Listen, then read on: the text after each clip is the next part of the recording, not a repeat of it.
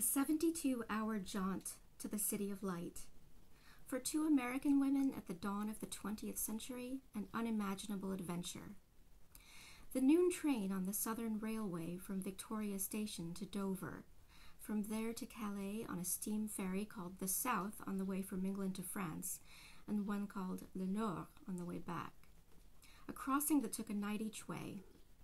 From Calais, the express train to the Boulevard de Magenta, and then back to London. Though Belle could be exhausting, Genevieve had to admit that she found her daughter impressive. Even her more worrying qualities were infused with a sort of vital energy, and Genevieve viewed her enthusiasm, her curiosity about the world, with mingled fascination and resignation. She'd experienced it before, this feverish passion for living, during her years of marriage to Rick. She had loved his intensity before everything turned sour. And now, after Claridge's, after the Savoy, came the Ritz. To close out that first day, they made a leisurely visit to Monsieur Poiret's couture house on the Rue Pasquier. A bit of frivolity at last. There, in the private suite to which they were ushered, the moment they uttered the word Ritz, they'd been taken for wealthy Americans who ordered gowns by the dozens. The mother and daughter happily gave themselves up to the joys of fashion, requesting that every dress in the catalogue be modeled for them and leafing endlessly through Paul Iribe's Les Robes de Paul Poiret, the album the couturier had just sent to the world's most stylish women. As Madame Vionnet, Poiret's associate and right hand, kept reminding her, Monsieur Poiret dressed Réjeanne, Isadora Duncan, and the Russian princesses, among other famous beauties. Tea gowns for Belle's auctions and sales, evening gowns for Mr. Morgan's box at the opera. They indulged themselves like teenage girls, asking to see the accessories, to try on the designs themselves. Genevieve, who had fed herself and her children by wielding her needle, took an interest in even the tiniest details. Cut fabric, the draping of a skirt. Belle, for her part, was drowning in pure pleasure.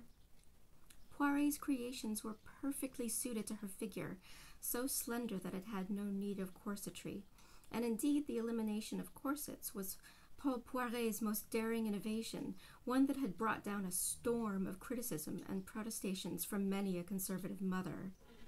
Genevieve welcomed it, however, and Belle even more so.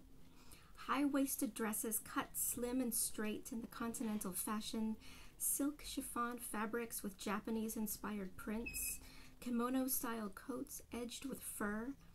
The specialties of the house were utterly ravishing. No more peplum jackets, lacy blouses, and tiny garnet brooches. No more mauve and gray. Belle had found the perfect style to suit her, resolutely modern, vivid colors and Baroque jewelry. In the absence of Cartier diamonds, Lalique enamels, peacock feathers, dragonflies, snakes, bats, materials and shapes inspired by nature, by animals and flowers.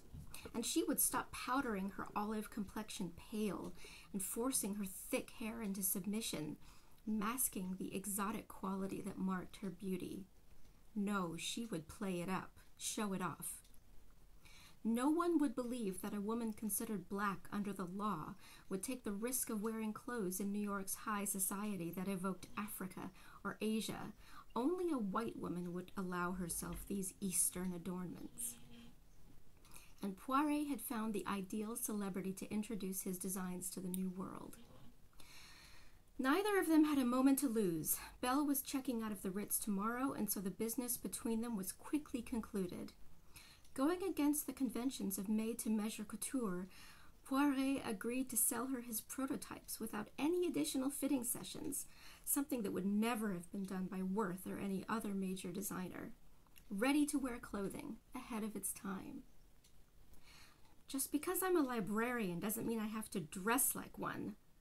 Belle's words to Junius during their visit to the West Room a few years earlier now took on added significance. She would return from Europe at the height of chic, modeling the latest fashions from Paris.